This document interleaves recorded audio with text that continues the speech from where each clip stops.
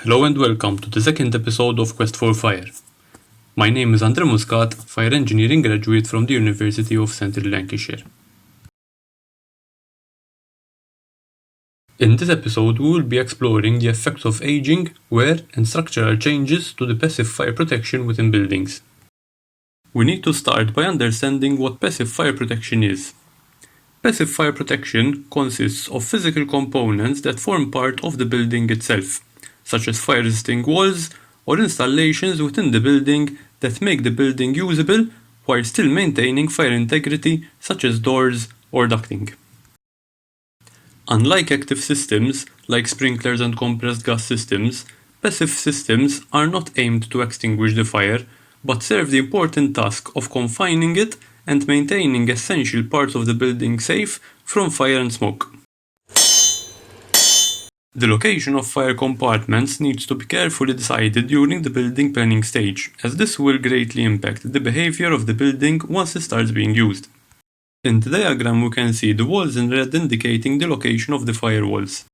These will divide the building into compartments and enable the products of the fire to be confined to the compartment of origin. The ultimate aim is to limit fire spread, and therefore limit the damage to other parts of the building. This also protects the escape route to allow occupants to escape safely. The problem that passive systems encounter is that most people would not know that they are not just any doors or walls, but that they are serving an important additional function. Active systems do not suffer the same disadvantage, as one would not think of purposefully drilling through a sprinkler pipe or disconnecting a compressed gas valve. The first part of a building's life starts by it being designed, built, and then occupants move in and start using the building. During the design, the building is planned to its best possible performance. Unfortunately, sometimes during construction, certain mistakes or malpractices can already start to impact the planned performance. When occupants move in and the building starts being used, aging and wear starts to occur, and sometimes, as the needs of the occupants change, the building is altered, many times without any consideration to the original design of the safety features. Fire doors are the elements on which normally damage becomes most evident. In these images, a number of particularly big defects can be noticed. Missing sections from the door and misalignments of components will greatly limit the protection offered by the door. The measurements displayed are the gaps in millimeters found in fire doors of a building I surveyed.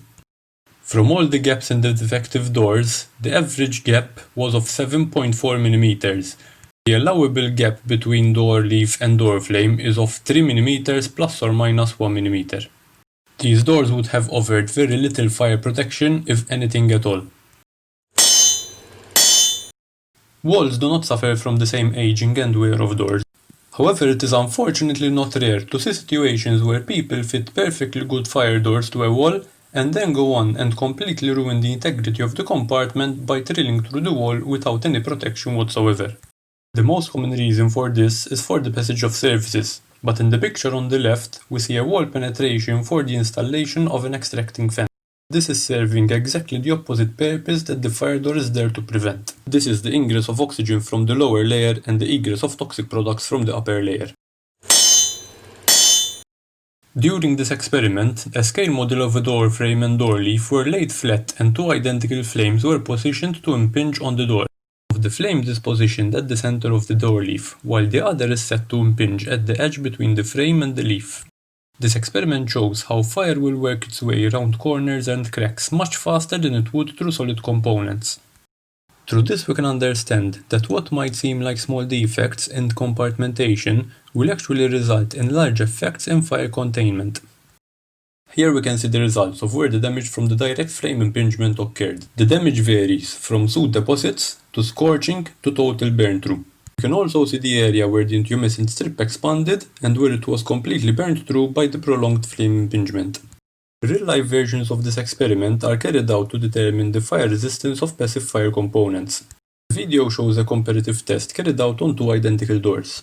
The one on the right has been fitted with the correct fire seals, while to the one on the left no fire seals have been fitted. Very early into the test, smoke begins to leak from the unsealed door.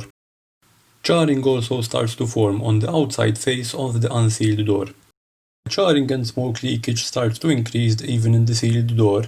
When the temperature is raised to about 840 degrees Celsius, the unsealed glazing panel fails. This experiment demonstrates how incorrect installation of passive fire protection elements can have a detrimental effect on their performance in a fire. Another part of the same study involved the CFD simulation where 4 scenarios were simulated. The first simulation we will see will be the ideal situation, where the fire doors close on activation of the smoke alarm, and the intumescent strip around the doors expand, blocking the escape of smoke and flames. The red box that appears on the outside of the room indicates the moment when the smoke alarm was activated. The appearance of the second red box on the opposite side of the corridor indicates the activation of the smoke alarm in the corridor. This part simulates the moment when the intumescent strip would expand, blocking any further egress of smoke. The second simulation is the worst case scenario, where no doors are fitted at all. Here it is easy to see how quickly and completely the smoke spreads through the building.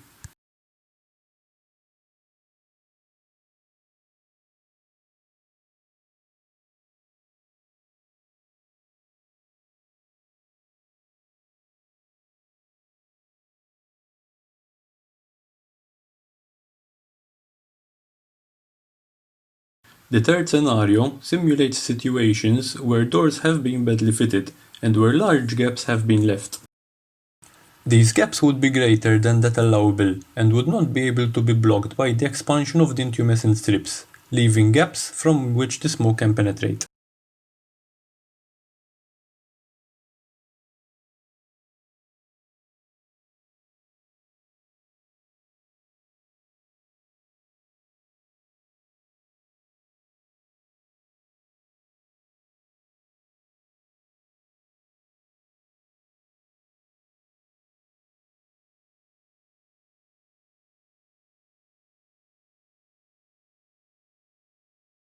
In the fourth simulation, we have rooms with correctly fitted fire doors, but there are wall penetrations between the two rooms and also to the corridor.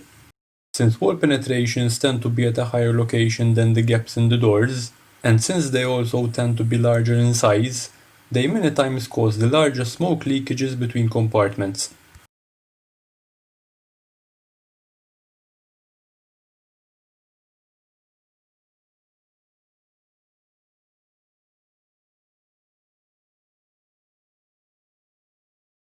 Apart from smoke, heat will also spread through compartmentation. This image shows the temperature difference that would be experienced in the different areas of this building for each of the scenarios simulated.